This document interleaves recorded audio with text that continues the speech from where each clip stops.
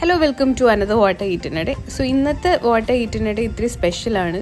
കാരണം ഉള്ളതുകൊണ്ട് തന്നെ ഉമ്മി രാവിലെ നിറയെ ഫുഡ് ഉണ്ടാക്കിയിട്ടുണ്ടായിരുന്നു. അരിപ്പത്തിരിയും തേങ്ങാപ്പാലും ചിക്കൻ റോസ്റ്റും അപ്പവും കടലക്കറിയും സേമിയ പായസവും ചായയും അങ്ങനെ ഒത്തിരി സാധനങ്ങൾ.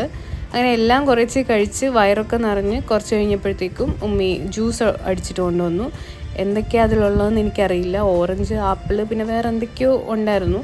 എന്തായാലും നല്ല ടേസ്റ്റ് ഉണ്ടായിരുന്നു.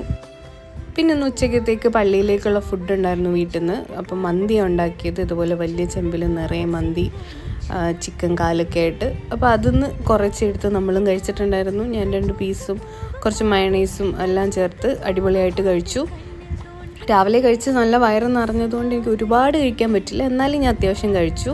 പിന്നെ ഈവനിങ് ഞാൻ കട്ട്ലറ്റ് ഉണ്ടാക്കി. ബ്രെഡ് ഇല്ലാത്തതുകൊണ്ട് തന്നെ അതിൻ്റെതായ മാനുഫാക്ചറിങ് ഡിഫക്റ്റ് അതിനുണ്ടായിരുന്നു. പിന്നെ ഡിന്നറിന് അപ്പവും ഉള്ളിക്കറിയായിരുന്നു.